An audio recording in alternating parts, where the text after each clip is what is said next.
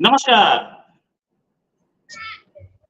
आप देख रहे हैं हमारा लाइव टेलीकास्ट, लाइव ब्रॉडकास्ट और हमारे साथ हैं सुमित जैन साहब जो कि एक्चुअल में कॉफी पीते हुए दिख रहे हैं और इस समय बिल्कुल फर्स्ट क्लास जगह इन द सेंस के पीछे आप देखिए कितना बढ़िया माहौल, मतलब पिकनिक या जैसे बोलते हैं वीकेंड का माहौल और छुट्टी का माहौल, जिसे इंडिया पाकिस्तान क्रिकेट मैच देखने वाला माहौल। अभी 4 घंटे बाद मैच शुरू होने भी वाला है, लेकिन उससे पहले एक खबर पे जो हम बात करने जा रहे थे वो ये है कि पाकिस्तान पाकिस्तान को सपोर्ट किया था फिलिस्तीन के जो लीडर थे यासिर अराफात, और उन्होंने ये बोला था कि हम देंगे मुजाहिदीन, यानी कि कश्मीर जीतने के लिए।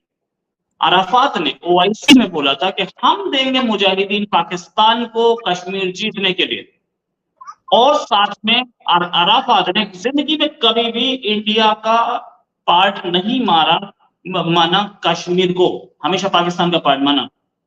तो इंडिया इतने साल से फिलिस्तीन को सपोर्ट क्यों कर रहा था? क्या मुस्लिम वोट बैंक के लिए सपोर्ट था? इसी में बात करेंगे। हमारे साथ सुमित जैन, कॉफी विद सुमित जैन इनका अपना चैनल है और आज भी कॉफी पीते हुए मिल रहे हैं। जैन साहब, पहले तो ये बताइए, आपके पीछे इतने सारे बच्चे दिख रहे हैं, आप कहाँ पर हैं? कहाँ पिकनिक मनाई जा रही है? रोहित भाई, आपको दिख रहा होगा कि सारे मेरे बच्चे नहीं हैं, ये लोगों के बच्चे हैं। और ये मत सोच रहे ना, ऐसा आरोप मैंने लगाया भी नहीं आपके ऊपर। नहीं, जनरली लोग लगा देते हैं, तो मैं पहले क्लैरिफाई कर दूं, क्योंकि लंबी लंबी छोड़ने वाले बहुत है लोग जिनका नाम मेरे से जुड़ता है, तो वो कुछ भी बोलते रहते हैं। तो मैंने कहा पहले मैं कंफर्म कर दूं, ये सारे बच्चे मेरे नहीं है। वीकेंड का टाइम है, आप छोड़ते नहीं हो। मेरी वाइफ यहाँ बैठी हुई है, हम लोग जनरली वीकेंड्स के ऊपर यहाँ पर कैंपिंग करने आते हैं बाहर ओपन के अंदर। तो हमारा टेंट है, टेंट में बैठे हुए हैं हम लोग, सब लोग यहाँ पर मस्ती कर रहे हैं। और मेरी वाइफ बोलती है हम मस्ती करने आए थे, रोहित का फोन आता है, तुम हटते नहीं हो, फिर तुमने शो करना शुरू कर दिया यहाँ बैठ कर भी। तो मस्ती के माहौल में भी आपने कोई ना कोई मुझे पकड़ना होता कहीं ना कहीं से। तो कोई बात नहीं, ये भी आपका प्यार है, इसलिए हम भी आए थे आपके साथ। सही, माफी चाहूंगा कि आप मैम के साथ थे और मतलब फैमिली टाइम था, उसमें मैंने डिस्टर्ब कर दिया। बट स्टिल कहानी ये थी कि इंडिया और कांग्रेस इस समय पैलेस्टाइन को सपोर्ट कर रहा है, जबकि इस पैलेस्टाइन ने इंडिया को कभी सपोर्ट नहीं किया कश्मीर के इशू पर। हमेशा यासिर अराफात, जो कि इनके सबसे बड़े लीडर थे, उन्होंने भी मुजाहिदीन भेजने की पेशकश की थी कश्मीर में। ये खबर तो क्यों क्यों गवर्नमेंट ऑफ इंडिया या राजीव गांधी या इंदिरा गांधी पैलेस्टीन को इतना सपोर्ट करते रहे, या आज भी कांग्रेस सपोर्ट कर रही है, ऐसा क्यों? देखिए रोहित भाई, आपको समझना होगा, कांग्रेस शुरू से ही उग्रवादियों के साथ खड़ी है, उग्रवाद को प्रमोट करने वाले लोगों के साथ खड़ी है, बेशक भारत के अंदर हो।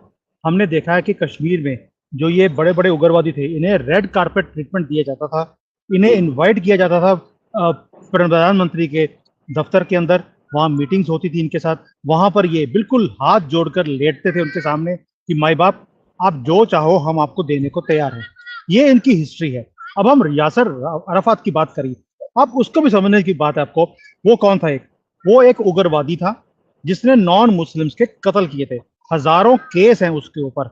और ये इंदिरा गांधी ने क्या किया, उसे पीस अवार्ड दिया, जवाहरलाल नेहरू पीस अवार्ड। उसके बाद इंदिरा गांधी के बाद आए Rajiv Gandhi, second Pappu of India, उन्होंने भी इन्हें इंदिरा गांधी पीस अवार्ड दे दिया उस उग्रवादी को। मींस जितने जितने ज्यादा कत्ल किए हो उतना बड़ा पीस अवार्ड कांग्रेस की पार्टी इनको देती रही है। अब हम बात करते हैं पैलेस्टीन। पहली बात है, पैलेस्टीन नाम की कोई कंट्री नहीं है। पैलेस्टीन एक फैंटेसी है जो मुसलमानों को हर जगह पर जाकर इन्हें एक अपना मुल्क चाहिए होता है। यहाँ पर भारत में है, इन्हें कश्मीर चाहिए, कश्मीर दे देंगे, उसके बाद पंजाब चाहिए, पंजाब के बाद इन्हें यूपी चाहिए, यूपी के बाद इन्हें जूनागढ़ चाहिए, फिर हैदराबाद चाहिए, फिर दिल्ली के ऊपर भी इनको अपना झंडा गाड़ना है। ये हरे रंग का झंडा सारी दुनिया में ये गाड़ने के लिए इनको जो ये किताब को फॉलो करते हैं उसके अंदर हेट्रेड एंड झंडा गाड़ने की इनको ट्रेनिंग दी जाती है।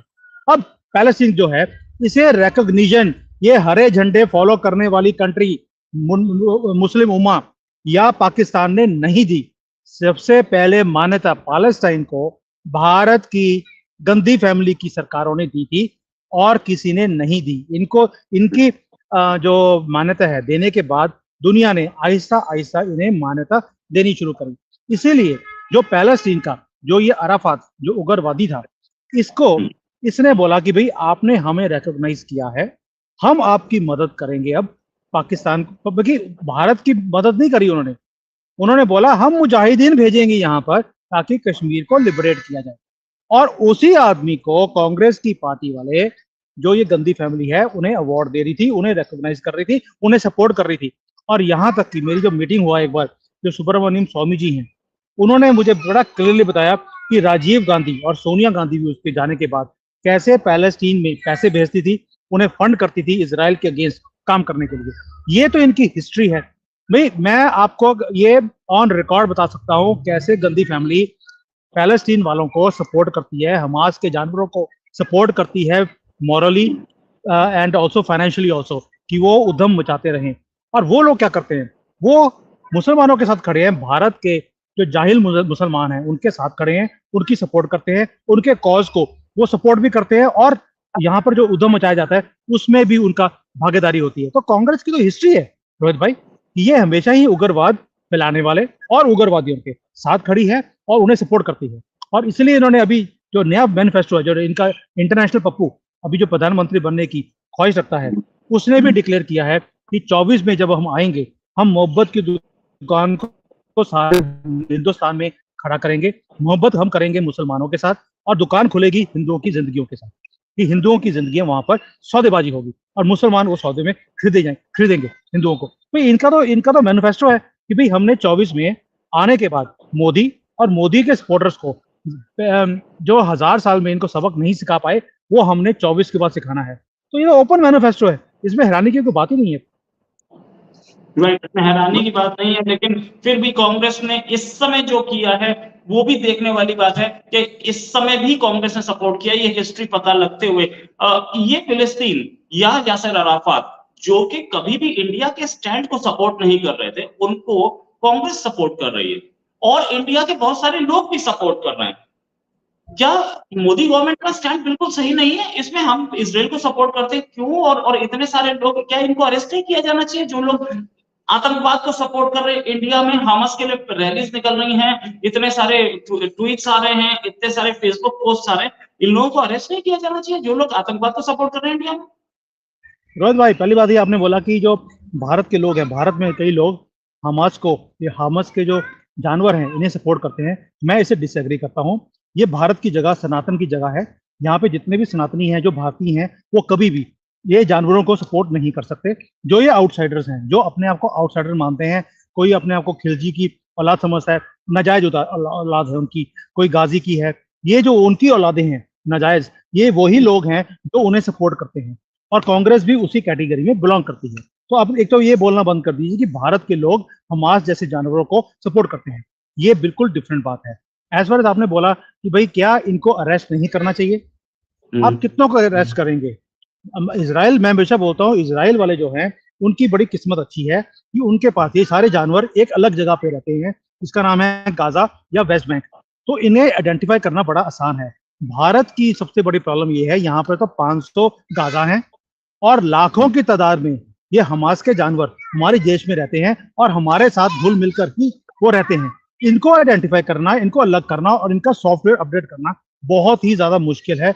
कैसे होगा? मुझे लगता है जो ऑनलाइन क्लासेस नित्यानंदू दे रहे हैं आज की डेट में कि भाई इन जानवरों के साथ कैसा हाल करना चाहिए, कैसे इनका ट्रीटमेंट करना चाहिए, वो आपको ऑनलाइन फ्री क्लासेस दे रहे हैं। घंटे घंटे बाद अपडेट्स आती हैं। मोदी जी को चाहिए वो लेसन्स को देखें, जो फ्री क्लासेस हैं, सीखें और उसको इमीडिएटली यहाँ पर इंप्लीमेंट करें। आप बोलते अरेस्ट, इजराइल ने दिखा दिया अरेस्ट करने से कुछ नहीं होगा। इनका परमानेंट पेस्ट कंट्रोल करने की जरूरत है और कोई भी तरीका नहीं है। दूसरा तरीका है चाइना का मॉडल।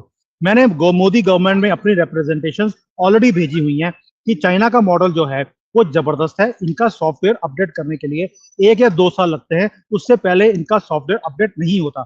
यहाँ पर भी इनको 2-2 साल के लिए अंदर रखा जाता है ब्रेन वॉश करने के लिए, क्योंकि जो इतना बचपन से इनका ब्रेन वॉश हुआ है जाहिलपन में, उसको चेंज करना बहुत मुश्किल है। इसलिए या तो आपको रीट्रेनिंग सेंटर्स खोलने पड़ेंगे पूरे भारत में, या कंप्लीट पेस्ट कंट्रोल करना पड़ेगा, और कोई चारा नहीं है। राइट, और कोई चारा नहीं है। और इस तरीके की थिंकिंग लेने के साथ कांग्रेस की, और जैसे बोलते हैं कि पैलेस्टीन की जो थिंकिंग थी और बाकी जो अपने कांग्रेसी भाई लोग हैं, उनको पहले दिन से पता था कि फिलिस्तीन इंडिया के साथ नहीं है, फिर भी हम लोग उनके साथ थे। ये एक अनफॉर्चुनेट इवेंट था, अनफॉर्चुनेट चीज थी। इंसानियत के नाम पे अगर हम साथ थे, तो इंसानियत के नाम पे उन्हें भी हमारे साथ होना चाहिए।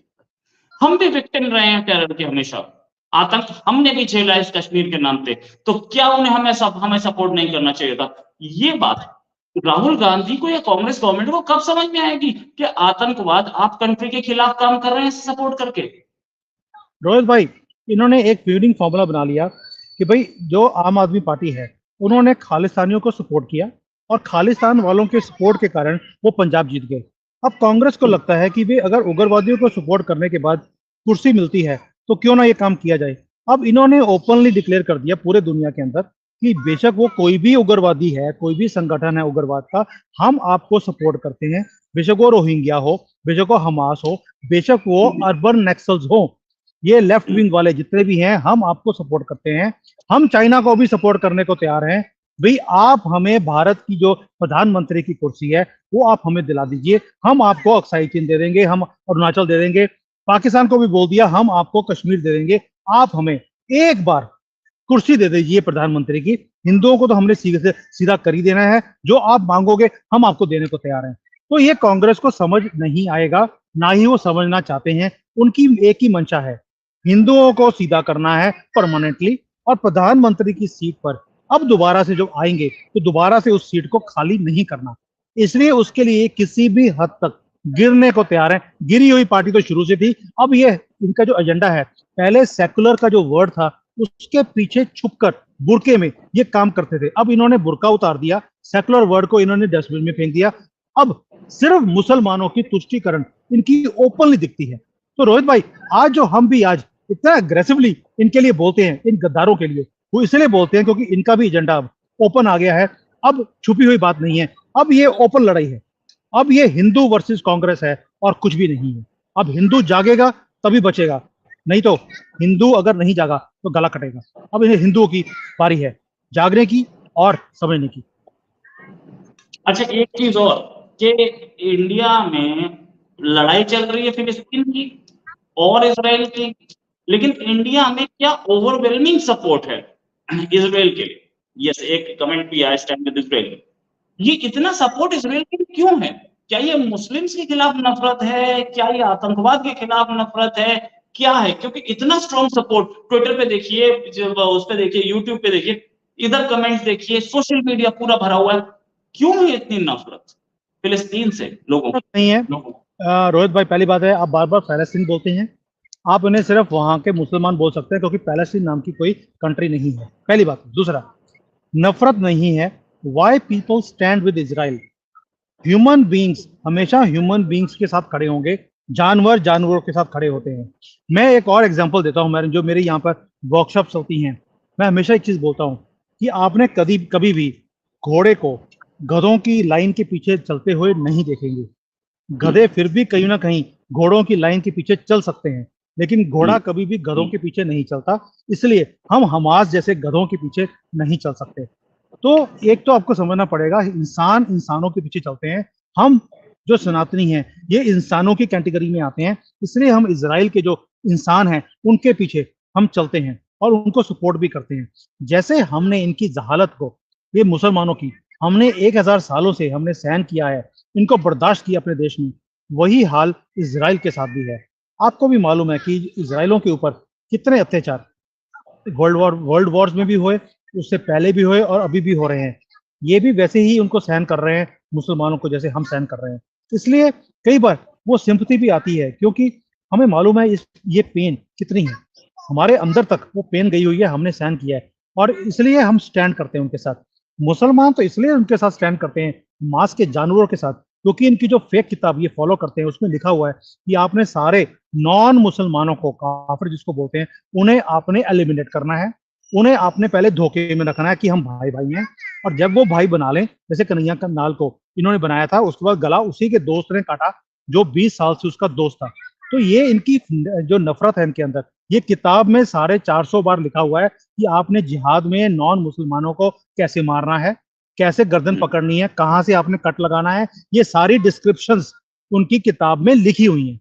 ये हिंदू ही है जो अभी भी सेकुलर के बहकावे में आकर अभी भी इनको अपना भाई मानता है, इनके साथ शांति से रहने के लिए बात करता है। ये शांति से रहने वाले लोग नहीं हैं और इसलिए हम सपोर्ट करते हैं इजराइल की और करते रहेंगे, और इजराइल भी हमारी सपोर्ट इसी में कर रहा है।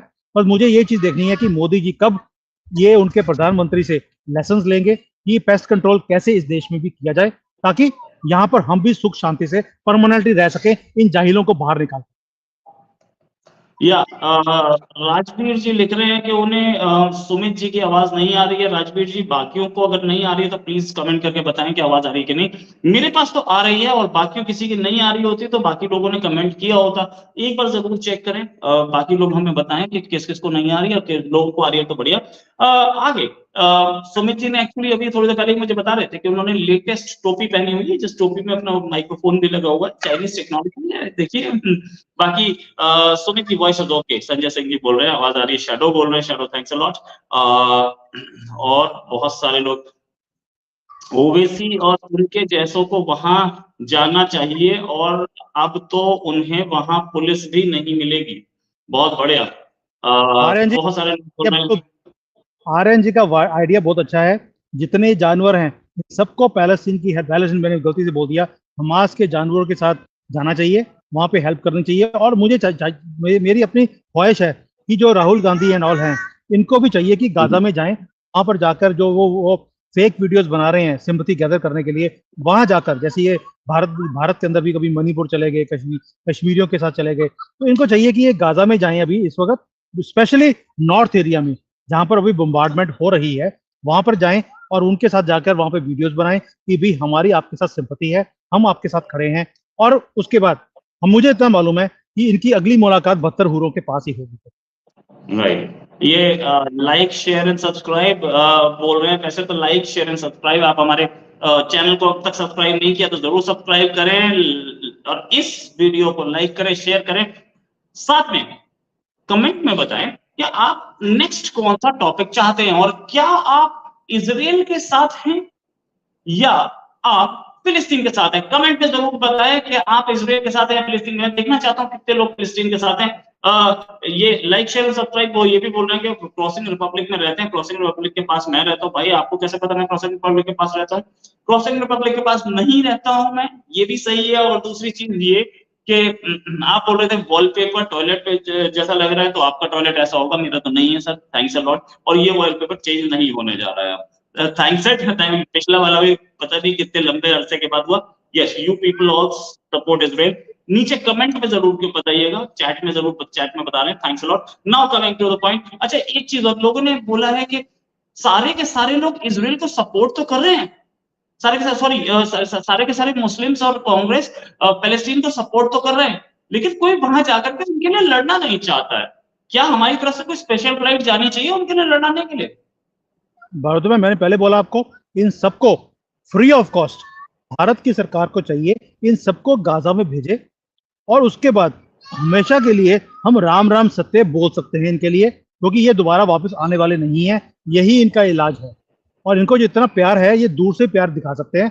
जैसे ही दूसरे की आर्मी आती है, इनकी पैंट पहले ही गिली होनी शुरू होती है और ये विक्टिम कार्ड खेलना शुरू कर देते हैं। वो विक्टिम कार्ड कैसे खेलना है वो भी इनकी फेक किताब में इनको सिखाया गया है कि आपने कैसे विक्टिम कार्ड खेलना है। आप देखिए रोहित भाई, आप कोई भी वीडियो देख लीजिए जो इनके हमास के जानवरों की तरफ से या पैलेस्टीन के लोगों की तरफ से आ रही हैं, वहां पर जैसे ही कैमरा जाता है इमीडिएटली अपने घरों के बच्चों को पकड़ के भागने शुरू करते हैं कि हम अस्पताल की तरफ भाग रहे हैं, भी यहाँ पर तो बमबारी होगी, हमारे बच्चे मर रहे हैं।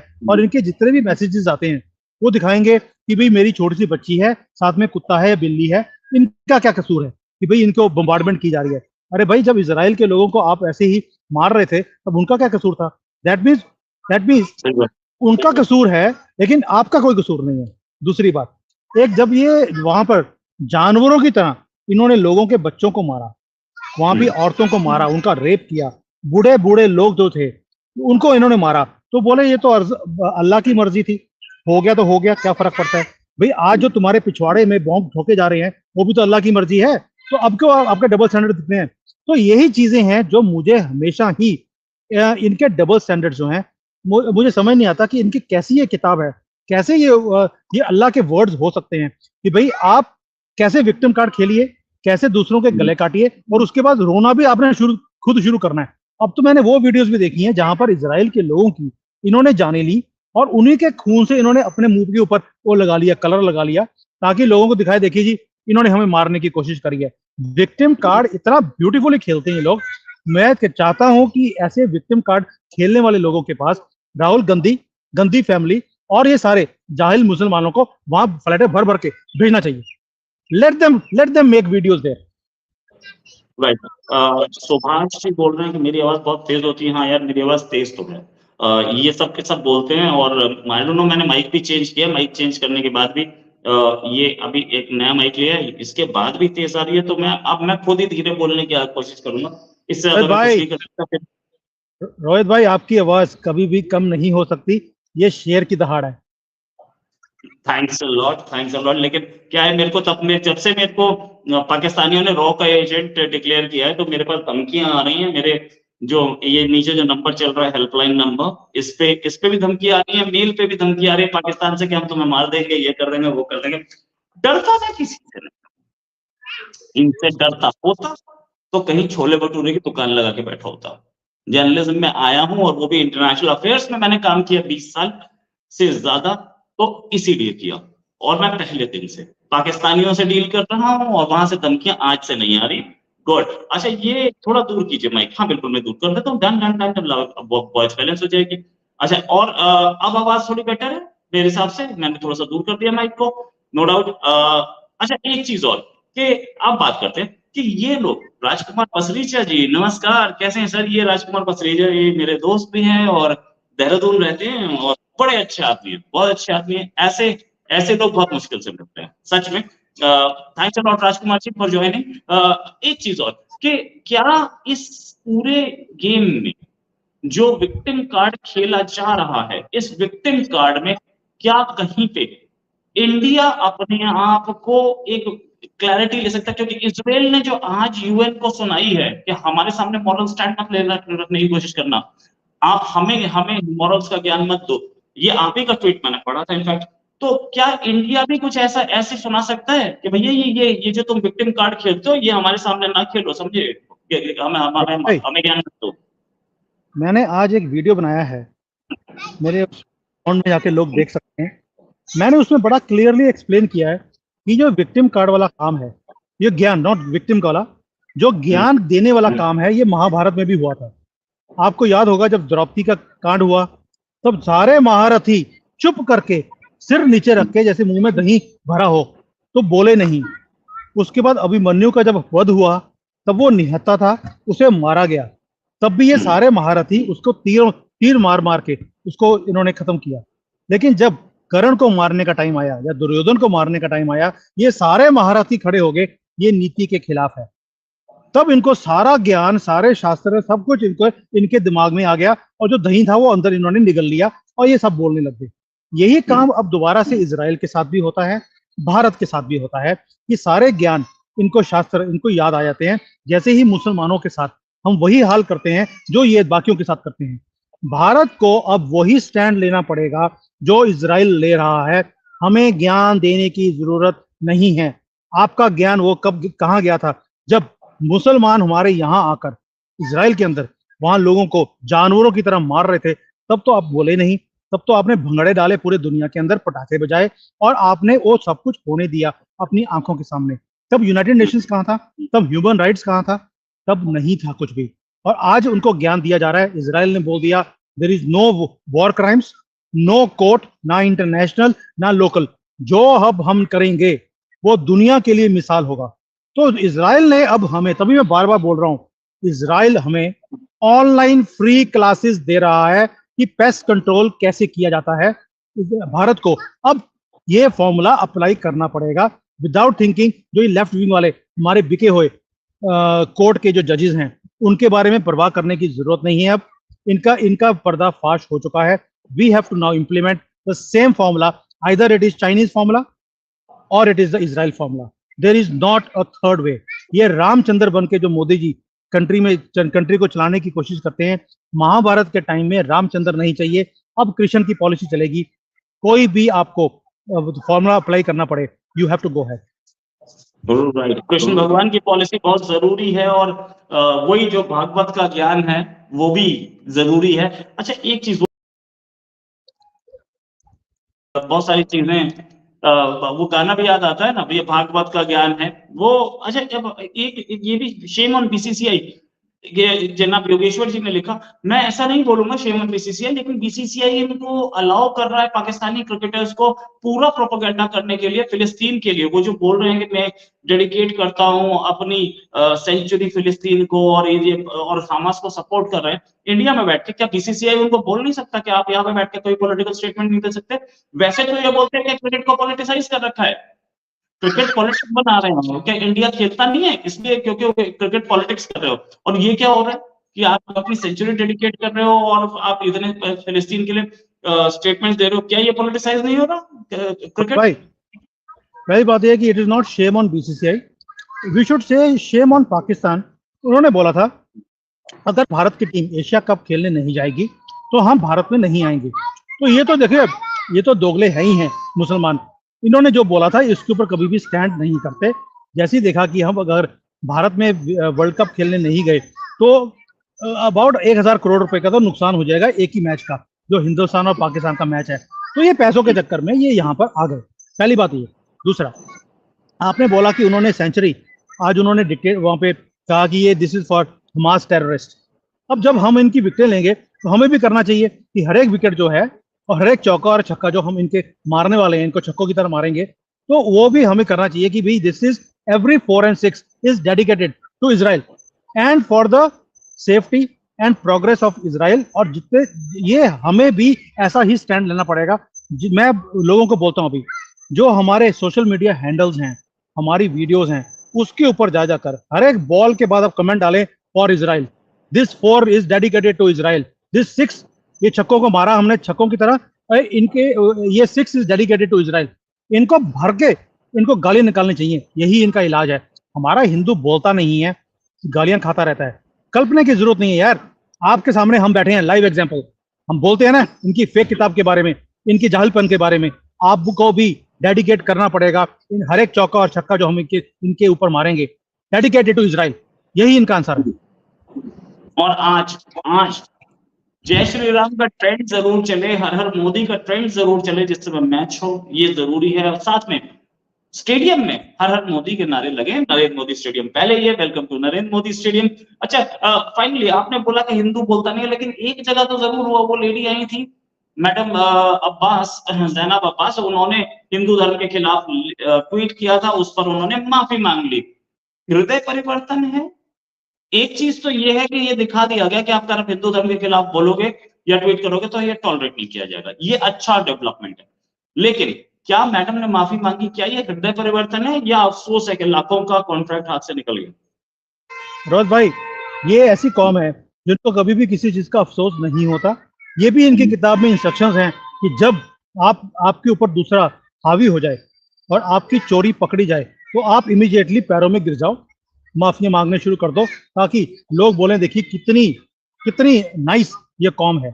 ये कुछ भी नहीं है। इनको मालूम था कि अगर हम ये माफी नहीं मांगेंगे तो बाकी के जाहिल इनकी कंट्री से हमारे देश में आए हुए हैं कमेंट्री करने के लिए, खेलने के लिए, इन्हें भी वापस भेज दिया जाएगा, सिर्फ इसलिए कि पैसे का जो फ्लो है वो कहीं बाकियों का ना रुक जाए। इन्होंने माफी मांगने का ड्रामा किया है और कुछ भी नहीं है। इनकी किसी बात के ऊपर हमें विश्वास नहीं करना चाहिए। मुझे लगता है हमें भी एक फेक किताब के खिलाफ एक और किताब निकालनी चाहिए जिसका नाम होना चाहिए जिहाद अगेंस्ट जिहाद, तभी इनका निपटारा होगा। और इनकी जो असलियत है वो, और जो ड्रामे ये करते हैं टीवी के ऊपर आके, उसका हमें जो लोग हैं, लोग जो इनके बातों में आके फंस जाते हैं, वो देखिए हिंदुस्तान में आके इसने बोला था ऐसे करके, हमने इसको सबक सिखा दिया, अब माफी मांगनी पड़ी।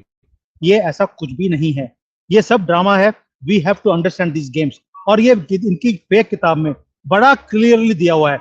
कल सुबह मैं अपने अकाउंट के अंदर, कोई एक एक्स मुस्लिम है बांग्लादेश से, उनसे मेरी डिटेल में इंटरव्यू हुई है। उनकी इंग्लिश और हिंदी थोड़ी अच्छी नहीं थी, तो एडिटिंग के चक्कर में मुझे एक हफ्ता लग गया।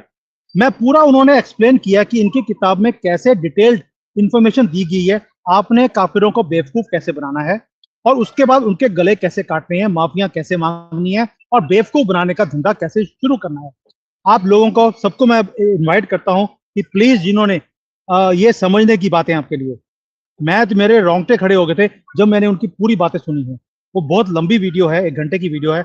आपको समझने की जरूरत है कि ये लोग आपको बेवकूफ कैसे बनाते हैं। इनकी किताब में डिटेल्ड है, उन्होंने वर्सेस भी बताई हैं, कौन सी वर्सेस के अंदर लिखा गया है कि आपने काफिरों को बेवकूफ कैसे बनाना है और बाद में बेवकूफ बनाने के बाद उनके गले कैसे काटने हैं, माफियां कब मांगनी है, कैसे मांगनी है और उसके बाद वो माफी मांगने के बाद फिर कैसे बेवकूफ बनाना है, ये डिटेल्ड है।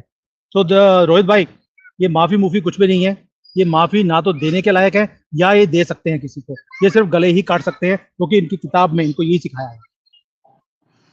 राइट, ये और ये एक बहुत अनफॉर्चुनेट चीज है कि ये जो किताबें लिखते हैं कोई भी भगवान, कोई भी अल्लाह ऐसा वायलेंस नहीं सिखा सकता।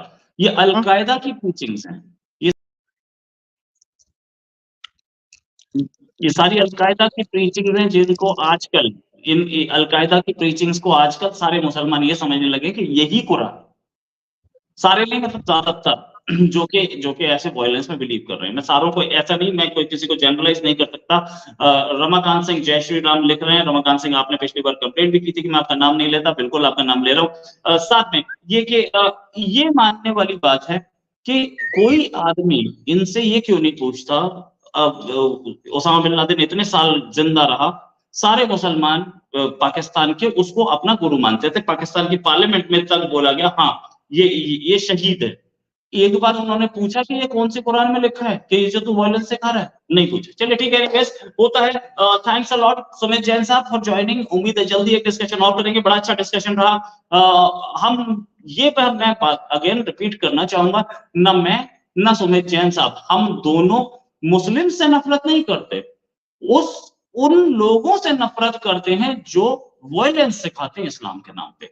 हम लोग दोनों के दोनों सपोर्ट करते हैं। अगर आप अच्छा काम कर रहे हैं, अगर आप लोगों का भला कर रहे हैं, अगर आप फिलिस्तीन में जाकर के बच्चों की सेवा करना चाहते हैं, गरीबों को पढ़ाना चाहते हैं, हम आपके साथ हैं। लेकिन वायलेंस सिखाएंगे, आतंकवाद सिखाएंगे तो हम आपको इससे ज्यादा कंडेम कर सकते हैं। Thanks a lot Sumit Jain साहब फॉर ज्वाइनिंग। उम्मीद है जल्दी एक डिस्कशन और करेंगे। अभी के लिए नमस्कार, धन्यवाद, जय हिंद। जय हिंद।